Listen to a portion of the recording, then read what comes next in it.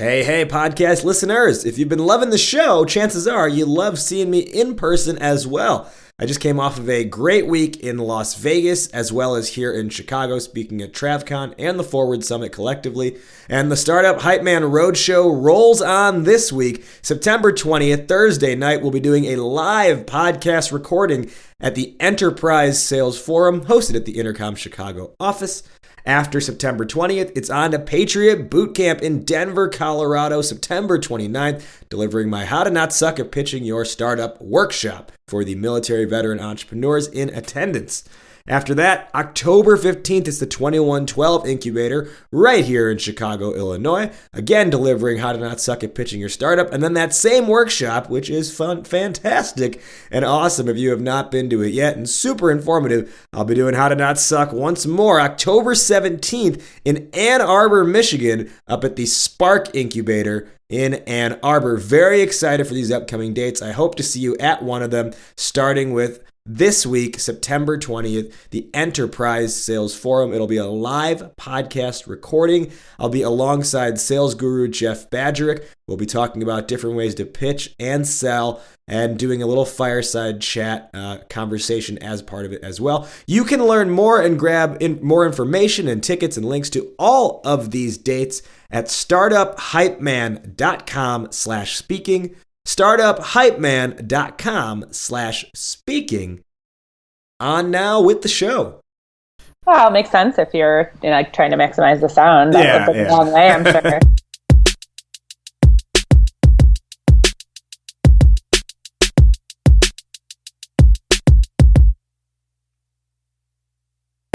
Welcome everybody to Startup Hype Man's Discover Your Inner Awesome podcast. My name is Rajiv Nathan, aka The Raj Nation. I am your show's host and the founder and creative force behind Startup Hype Man, helping startups everywhere build their hype by creating a message that sings. This is Discover Your Inner Awesome, the only show where you get to eavesdrop on conversations with entrepreneurs, artists, and musicians about the stories, the journeys, the struggles, but most importantly, the questions. The questions that help creative thinkers like you and I better understand who we are, what we're doing, and how we can do it better. It's about the mindset, processes, and strategies to help you build a badass company. Now, before we dive into today's conversation, I would like to extend an invitation to join our tribe at startuphypeman.com. Enter your email address there, and you will never miss another episode of this show, getting an email in your inbox every single week when we drop new episodes on Mondays. You'll also get my weekly thoughts, strategies, and ideas on how to build up your hype and create a raving fan base. All right, let's dive in now to this week's conversation of Discover Your Inner Awesome. Welcome, everybody, to Discover Your Inner Awesome. Today on the show, we have Sarah Doherty. Sarah is the co-founder and chief technology officer of TeleHealth Robotics. Sarah, welcome to the show. Thanks so much for having me. I'm excited to talk to you. Our topic today is, how do you convince others of your vision? Why is this on your mind? Why is this important to you? We're focused in an area where a lot of current stakeholders have operated the same way forever. There's a lot of entrenched values, entrenched ways of delivering services, entrenched ways of delivering value to patients and providers and administrators. And so it's been incumbent upon us to think about if we're going to sort of change that workplace dynamic and bring a technology that we think can really revolutionize the delivery of healthcare. We have to be really convincing and help people understand that, the future that they, think is coming and that they see coming is really now. And we have a technology that can really enable their advancement to that future of more efficiency and more value in the healthcare space. Well, and I'm really excited to dive into this more and learn more about telehealth robotics. Before we do that, let's learn more about who Sarah Doherty is. So let's kind of take it back to the early days. Where did you grow up, and did you find, growing up at an early age, were you having to convince people of things all the time? That's a great question. So I grew up in the northern suburbs of Chicago. I was originally born in Boston, but my mom's family was from the northern suburbs. And so when the market, kind of wasn't doing great in Boston in the late 80s, early 90s, my parents decided to move to Chicago for some new opportunities with their work, and really became a wonderful home for my family. At an early age, I have two older brothers. Well, a twin brother who's 20 minutes older than me, and an actual older brother. And I'm sure he rubs it in your face that he's 20 minutes older, right? That's he exactly plays right. the age card on you. Yes. And I would say that I had to toggle between being convincing and charming, and also being commanding in that role as a younger sister. Kind of getting them to do things with me, which, wouldn't be necessarily as fun as doing things with each other. And also, just kind of making sure that my voice was heard, since I was the sort of odd person out as the youngest, and also as the only girl in our family of five with three children. So that's maybe where some of that persuasive tendency started. Yeah, I know. And I would imagine as the youngest and then the only the only girl in the family, you're kind of always running up against like, my opinion matters kind of thing, and like, no, listen to me, right? Yeah. Well, I will say my parents were very encouraging of each of us to kind of have that voice and have our own interests. And, as we got older, I think that really gave us a lot of confidence. And I would say if there's another thing that I really got from my upbringing that's been helpful as I started a business today, it's that my, parents were really affirming in us taking chances and trying out new things and progressing and advancing and having sort of a growth mindset with everything from academics to extracurriculars to sports, even things, sort of we pursued on our own. And I started looking at engineering and being really interested in math and science, which was a big part of my early years and motivation for the work that I do now. My parents weren't engineers at all. My dad had done some science. He was a geologist, but they were really encouraging. They helped me research all these programs. They helped me visit all these schools to figure out what the right fit would be. That combination of needing to be persuasive to make sure my voice was heard, but also having it be heard and, sort of encouraged was sort of a big part of, why I feel confident doing the work I do today. Well, and let's kind of unpack that a little bit more.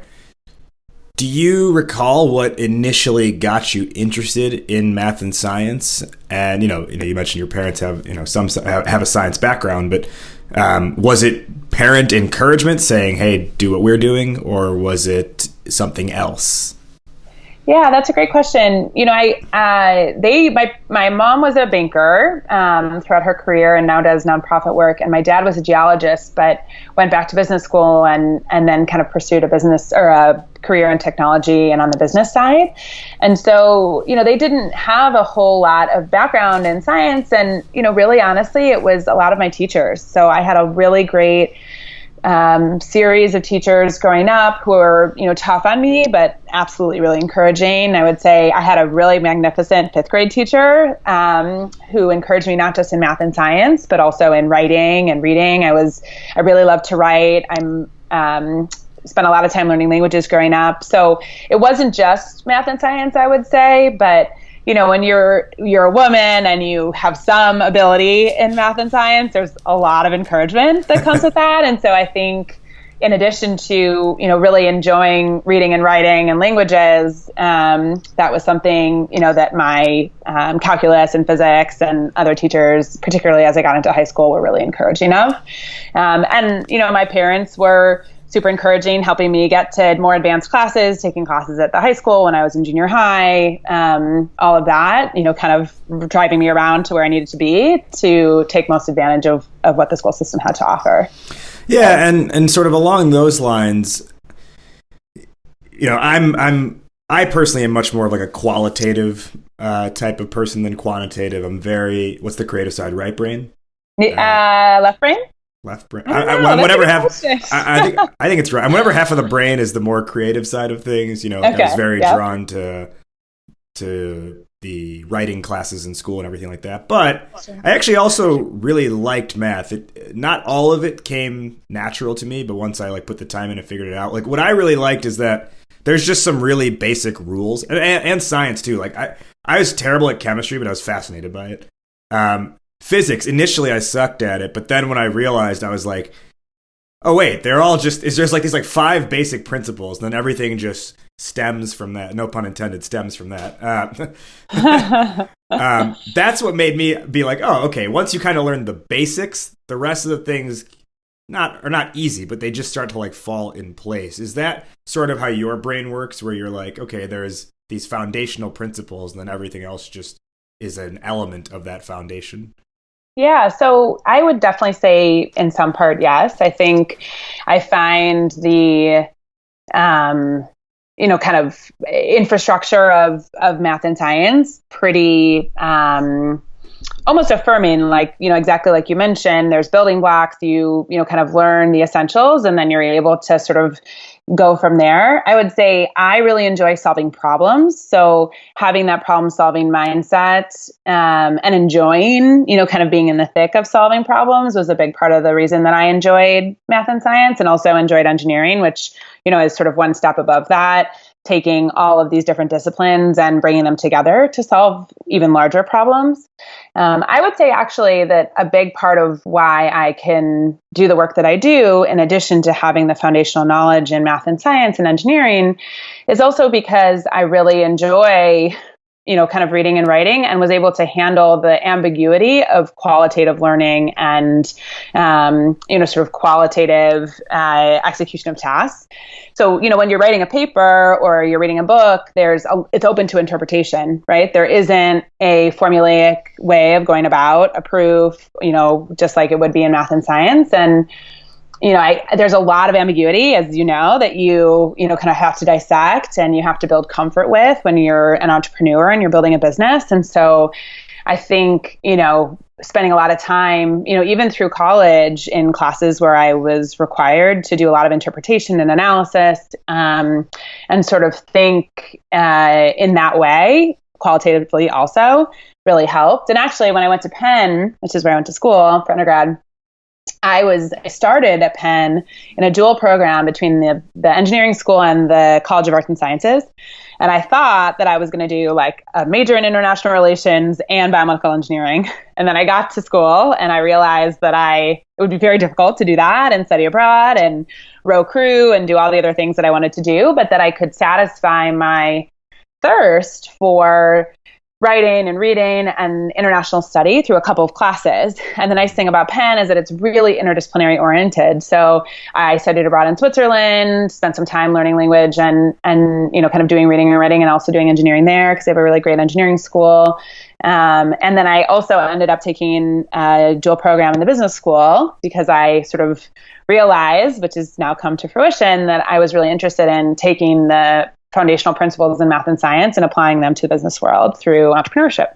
Yeah, and as you talk about this, to me, what I'm hearing the skill set and traits of a very well-rounded entrepreneur, because there are a lot of entrepreneurs who they know the tech side very well, or they know the financial side really well, or they know the marketing side really well, but then they're really weak in the other areas, which is why you bring on team members and things like that. But it can also be cases where it creates an ego in a bad way. Sure. Where you're like, no, I created the thing. I know exactly what I'm doing, even though you don't know what you're doing in the other areas. So, as you say those things, I'm hearing very well-rounded, knows enough in the different areas to be able to speak about it, but then potentially also be like someone else needs to manage it at the same time. So, given that you were working on the qualitative and the quantitative side at Penn, you talked about this love for problem solving. Were you in college thinking to yourself, because your first step after college was starting telehealth robotics. So in college, were you thinking I'm training to be an entrepreneur, or did that come about in a different way? Yeah, so there's actually a really incredible program at Penn between the business school and the engineering school called Engineering Entrepreneurship. And it's an accelerated series of courses in things like finance and accounting and marketing, learning to be persuasive. And as an engineer, like you mentioned, which, for a lot of engineers, they're just not interested in, convincing people why their technology works or why it's important. They just know it does, and they're ready to bring it to market. So it was a really incredible program that I'm still in touch with the professors who taught it. They've been incredible mentors and, sort of helpful providers of advice over the course of the time we built our business. But I started that program when I was a sophomore at Penn, and they are really, in that scenario, rigorously training you to be able to bring products to market. It might not end in you starting your own business. You might be an entrepreneur, or, you might be a product developer, but it's not just about sitting in the engineering school and learning how to, think about technology and have the foundational principles. It's about, bringing those technologies to market. So we did a series of courses where we had to build businesses in 4 months. And it was the most work I've ever had, beyond the 6-hour labs and the, chemistry and physics and all that. These were some of the most difficult courses I had to take because they required a lot of team time and a lot of effort, as which it is to build a business. And you're also, taking all these other classes. So I would say yes. The interesting thing about going through that program was there weren't a lot of other biomedical engineers who were doing that, largely because, I think there are not a lot of biomedical engineers who then go and start their own medical device company. And I had a lot of back and forth with my professor, who I admire and respect, about the difficulties of doing this kind of business. And, as I was thinking about going through this program and looking at job opportunities and really hoping someday that I'd be in a position to start the kind of company that we've started, he was also trying to give me some helpful critique and feedback about, the difficulties that requires. But they did a really great job, in addition to our coursework, of bringing in guest speakers. So people like, FDA regulators and medical device experts, in particular disciplines that we were interested in, to help us get a better sense and a less idealistic sense about what it might take. So, I would say, in short, to answer your question, I hoped that at some time post-college, I'd be in a position to start a business like this. It wasn't clear to me that it was going to happen right away. And we can talk a little bit more about that if that's of interest. Yeah. So, you did dive into it right away. And, we're going to start now to get into more of like the weeds of the topic, which is around convincing others of your vision. Before we do that, I'm curious to know, because when I hear someone coming straight out of college starting a business, I know any entrepreneur who's listening to this is always curious too. Most people are thinking, I need to make money right out of college, which is why most people don't start a business right out of college. So, what were you doing for income? Or did you get a grant to run this, and you were able to take some of that as salary? How were you surviving as a person? Yeah. So that's a great question. So when I graduated from college, I had that same perspective. I actually had a consulting job lined up in New York City and was going to start there in the fall. It was a company I had done an internship with, the summer between my junior and senior years. And I'm sure no one thought you were crazy for turning that down. Yeah. Well, there was a little bit of a story there. So, like you mentioned, I had internships, every summer that paid me pretty well. And then I had this consulting internship and I really enjoyed it. And I had gotten to that place largely because I felt like it was one of the jobs that combined this growing interest I had between business and technology. I had done jobs where I was in a research lab. I had shadowed physicians. I'd done academic research. I worked for L'Oreal and did product research and development in their engineering space. And then I got to this consulting job, and it was healthcare strategy and management consulting. And I had an opportunity to work directly with pharmaceutical companies that were developing biotech products and help them think about what their pipeline should look like, how they should develop, and then how they should market. And it felt like the best combination to me of all of the interest areas I was developing, short of, as I mentioned to you, starting an actual business myself. over the course of the summer before I was supposed to start that job, I had a fair amount of time off, and I, came back to Chicago because I'd spent most of my time while I was in college in the Delaware Valley in New York City, doing internships and, kind of studying abroad, et cetera. And I was kind of rebuilding my network and started talking with my current business partner about this idea of thinking about what we saw was a really exciting convergence between low-cost robotic systems, highly capable sensing systems, people's interest in and ease in using telepresence, with like Skype-type technology, and then this growing concern with the Affordable Care Act that there would not be enough physicians to provide care for the growing number of individuals who'd be insured and then, kind of be more oriented towards getting care for a variety of ailments. And so we started talking about this concept, and I had, my start date was delayed for my consulting offer. It was 2010, and they were just starting to kind of come out of the recession. And so I had an opportunity to kind of take a little bit more time and build this business idea and a business plan.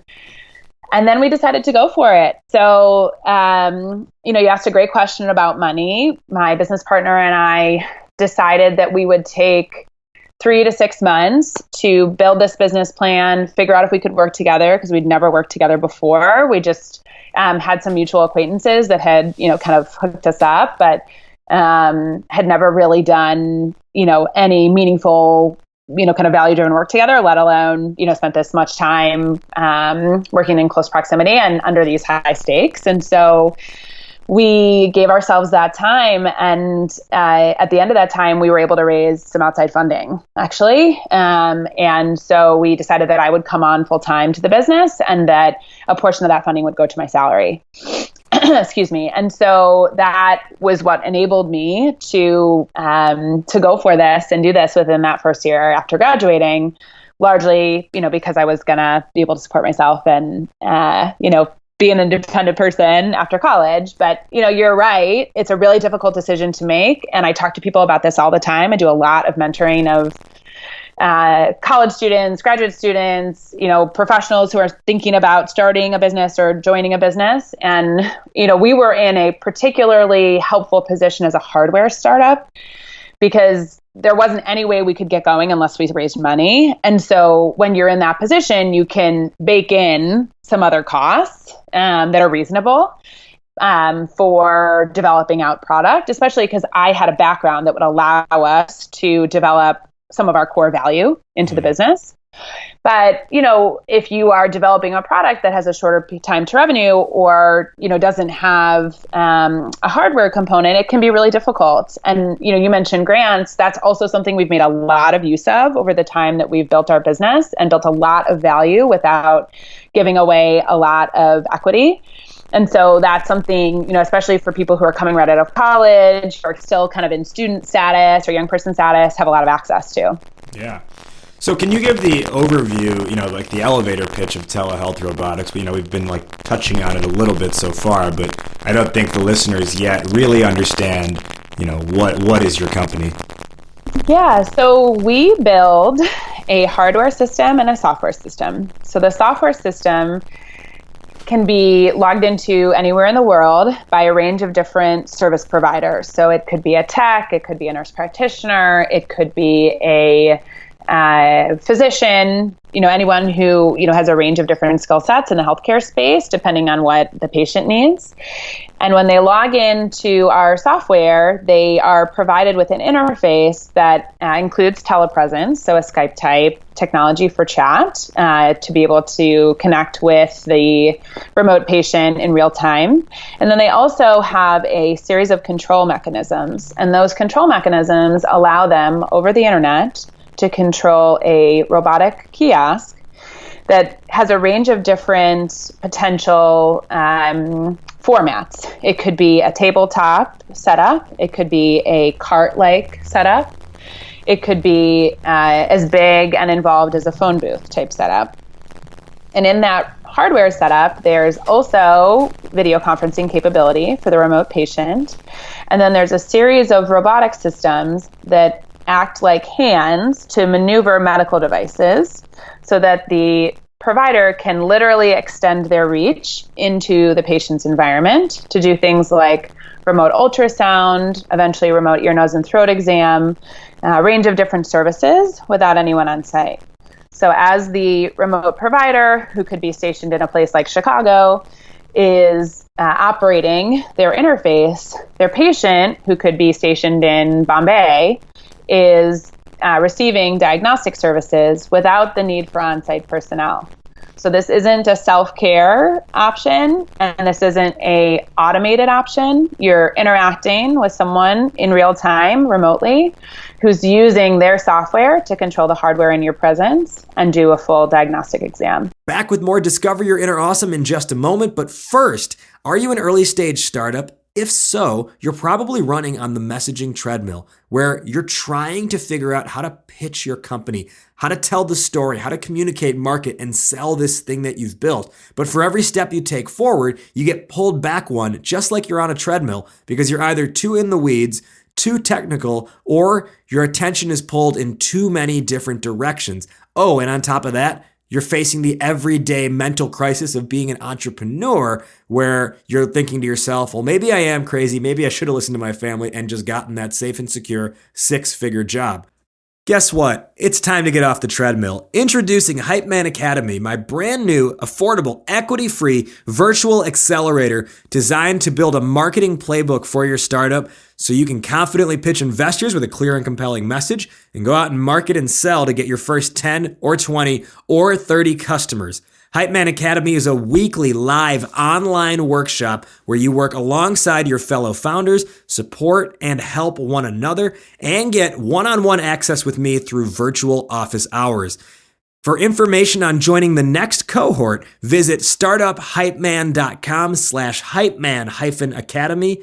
That's startuphypeman.com/hypeman-academy. Fill out an application and let's discuss. Back now to our regularly scheduled programming. There's a lot in this, right? Yeah. And I know, for anyone who's pitching investors or even just pitching customers, when you hear no, like the default reaction is, they just don't understand our vision. They don't understand what we're working towards. You'll actually even see it a lot on Shark Tank for those who don't get a deal. When they do the little interview afterwards, they'll be like, they just didn't understand it. They didn't understand the vision. And in my head, I'm always like, well, that's because you didn't explain it the right way. So communication is key here. So as we start to really unpack this, let's start here.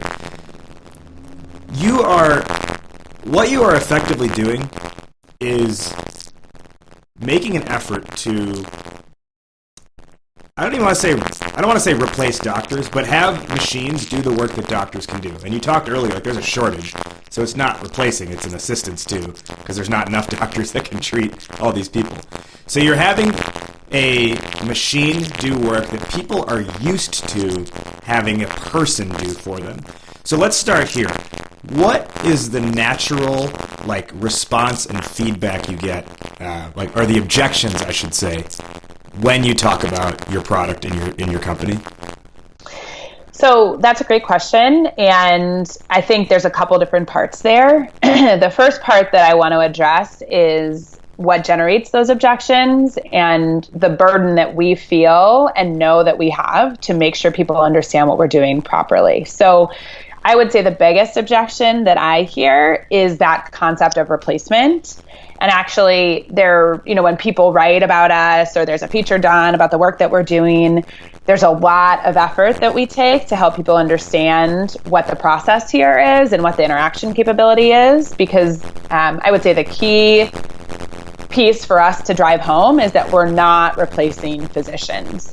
We're not doing self-care. We're not doing an automated service. And in fact, we've published a lot of kind of clinical journal articles about how experienced physicians and healthcare providers have even more efficiency and control and better diagnostic quality when they use our technology. But it requires that they have that expertise and know-how, because that drives their ability to get better results. Mm-hmm. So, I would say that's the biggest objection I hear is the concept of replacement. And then, sort of like we've been talking about this whole time, it's on us to help people understand and really convince them that what we're doing requires expertise and requires individuals who, are interested in and interacting with patients. So, I think one of the other big objections that people have relative to robotics and technology in the healthcare space in general is that a big part of why providers do the job they do is they're interested in interacting with patients. And we've taken a lot of pains as we've developed our interface to work with physicians and providers to make sure that the interface is intuitive so that they're most freed up to have a good interaction with the patient who's remote, right? Just like you and I could speak over telepresence, and if I'm not otherwise distracted, I could have an interaction with you that allows us to and helps you to understand how I'm feeling and, sort of what I'm reacting to.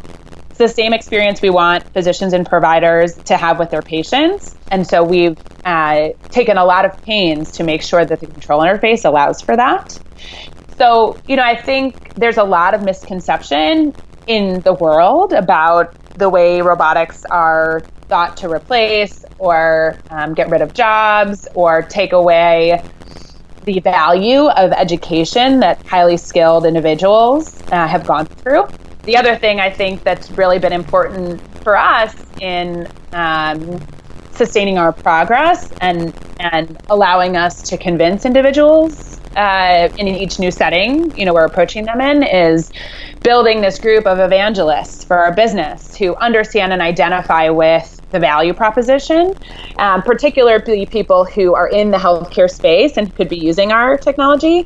Because, it's one thing to hear it from us and hear, like the dollar sign cha-chinging, when you're trying to help someone understand what you're trying to do.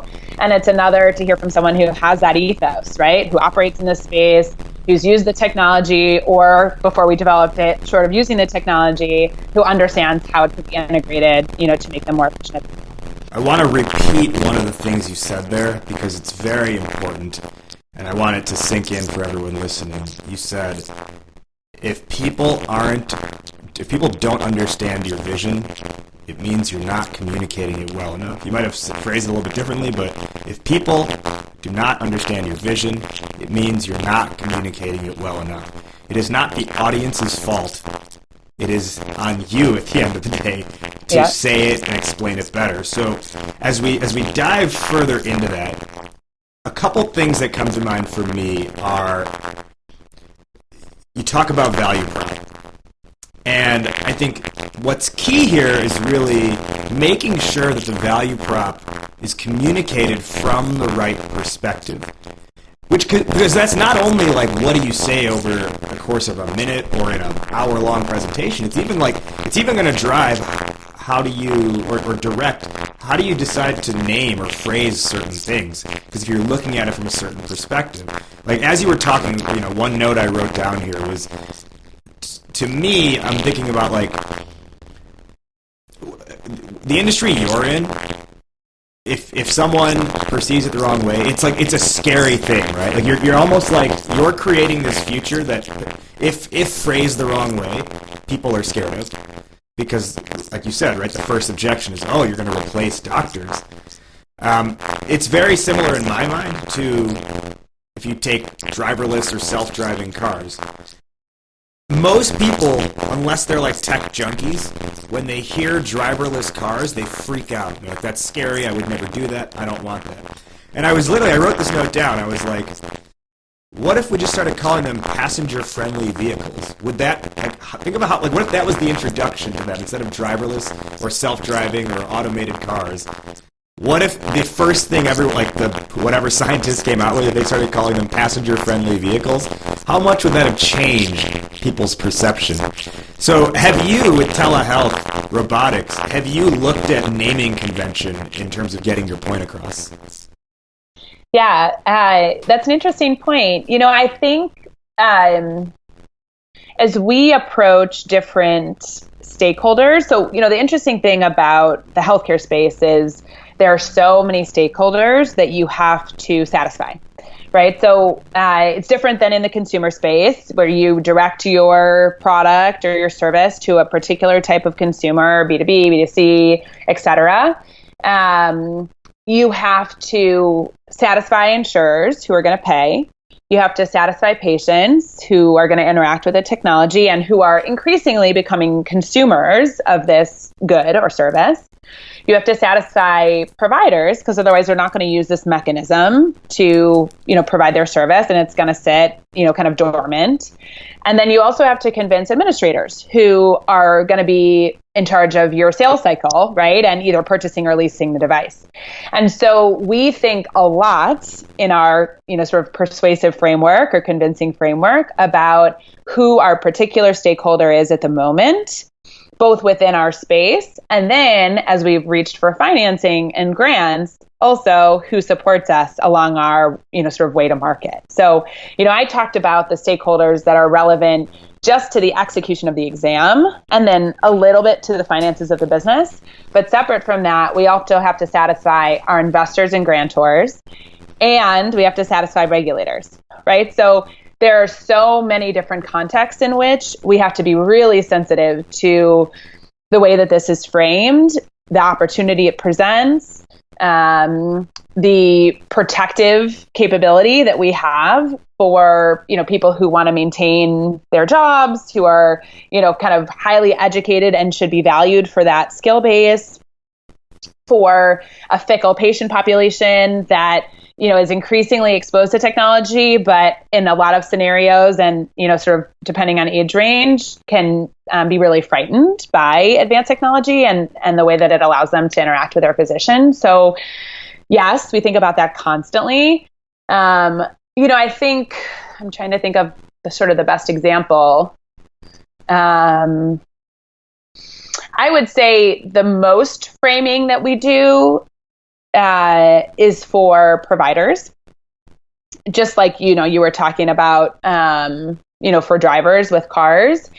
And the best way we can describe it is to help them better use their bandwidth. So I would say the best analogy between what we're doing in a driverless car is if instead of the car being driverless, there were drivers stationed in a virtual call center environment, and they were the ones driving the cars.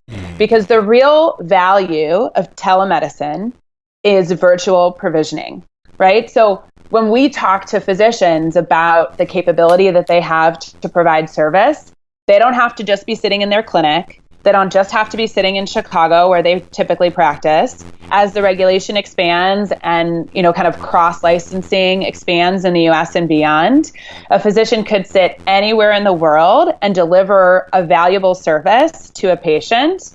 And then that patient could get access to a cardiologist right after they met with their nurse practitioner. And then they could get access to a nephrologist, one right after the other, because we have this virtual sort of environment where people can plug in to driving value in the healthcare space and not have to be in one physical location.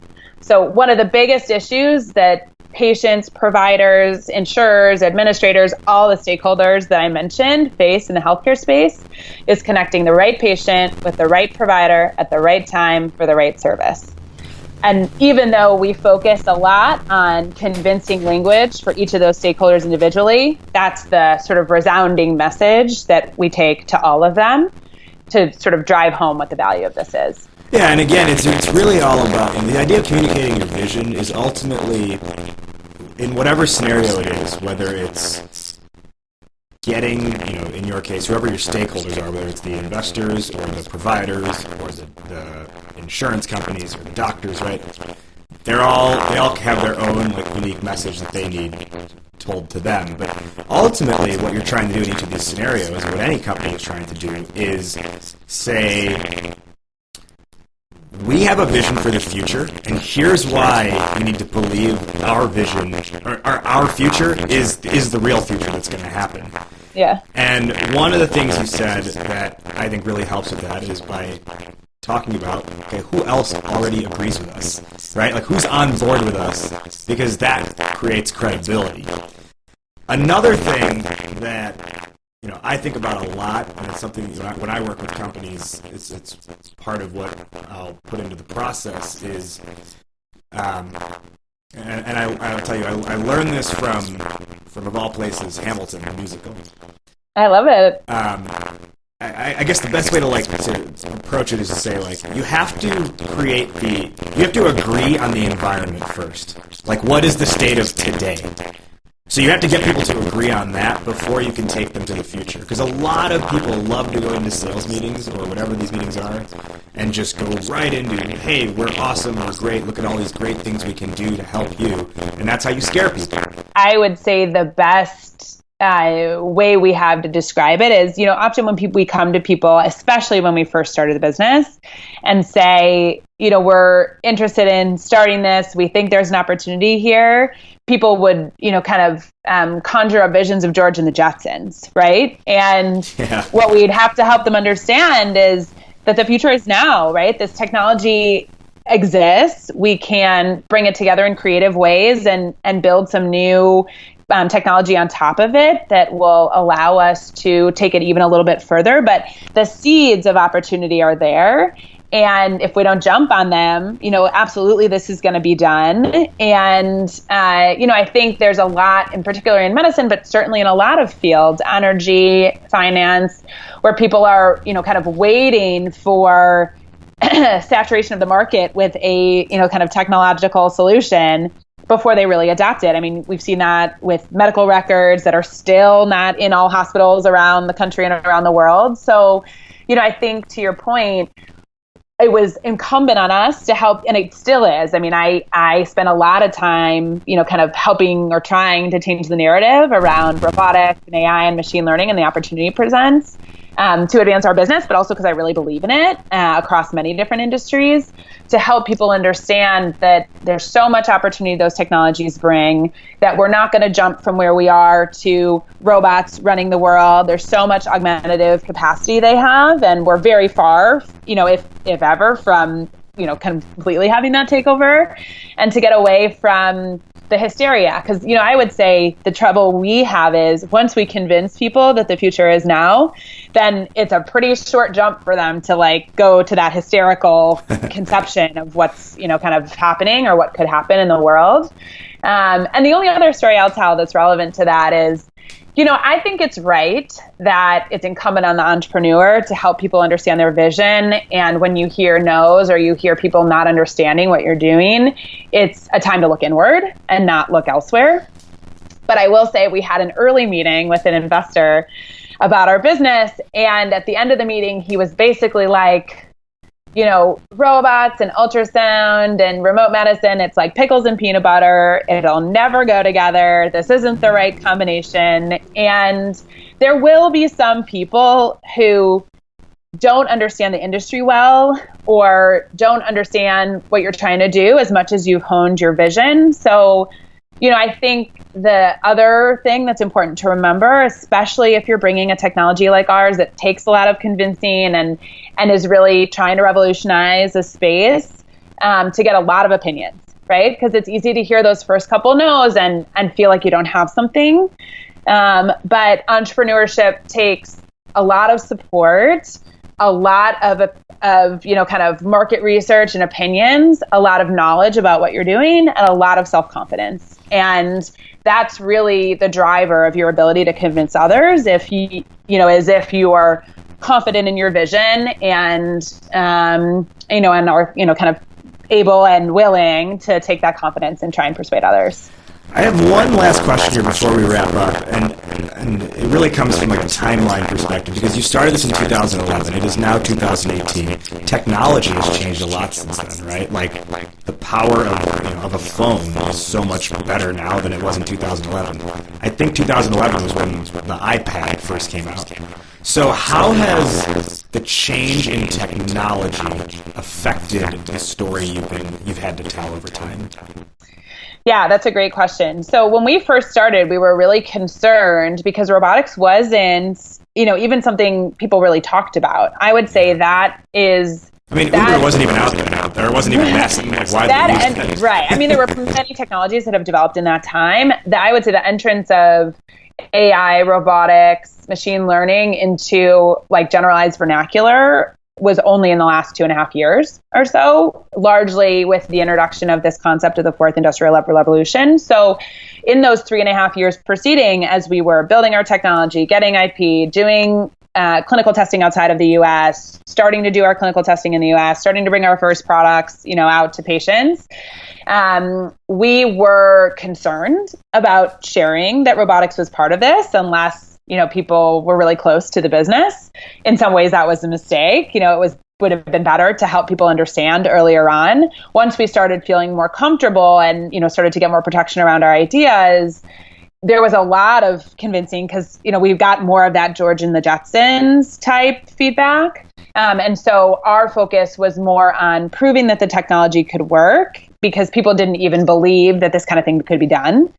And then as we proved the technology could work, that sort of and we protected it, that aligned with this change in the way people were starting to think about and sort of the entrance of generalized understanding of, or at least some interaction with the term of robotics, even if you didn't really understand what that meant or it wasn't really affecting your industry. And so we've actually really been able to take advantage of that to show that we'd been working in this space for a while. We'd built a technology that worked, using what we'd seen as an opportunity in this space. And so, a lot of the people that were concerned up front, we were able to, kind of bring in even further because we'd already proved out that we could do, this type of work. So the evolution actually of the technology has been really helpful to us. And also the evolution of the narrative around the technology has been really helpful to exactly what we've been talking about this whole half hour, 45 minutes, which is convincing people that this is something that's coming and that we tried to be ahead of. And, I would say the other thing that we constantly try to keep on top of and keep track of is how we advance our protective information and then also our technology to stay ahead of the advances. So one of the things we would never necessarily have considered right away would have been some of the machine learning and artificial intelligence technologies that we're integrating to help do some semi-automation with the exams. And both because we would have gotten a lot of pushback from people remote operating and also because the technologies weren't as advanced. Then we, those were kind of later additions, but they're things that were kind of integrating to help us keep pace as we develop the product. So this evolution is actually really exciting for us. Also, the evolution in the telemedicine space and people being more and more comfortable and excited about practicing that way is really exciting for us. So we, kind of hope to continually be a little bit ahead of that wave and then take advantage of it as it, sort of blossoms and our product proliferates. Before we wrap up, can you let our listeners know where they can learn more about telehealth robotics, learn more about you, and get in touch with you and your company? Yeah, so we actually are in the process of building a new website, which is why I hadn't shared that with you.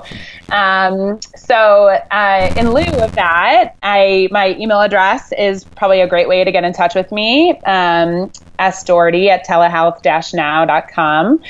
You can also message me on LinkedIn. I'm on Twitter at telehealthrobot and at S10E6. We'll include all of that in the show notes as well, which you can grab from startupshypeman.com. Now to close up, we will end the show, we end every episode, which is essentially with a little bit of a summary. So I'll give, our topic question today was how do you convince others of your vision? I'll give my quick recap answer, and then I'll toss it to you, Sarah. So how do you convince others of your vision?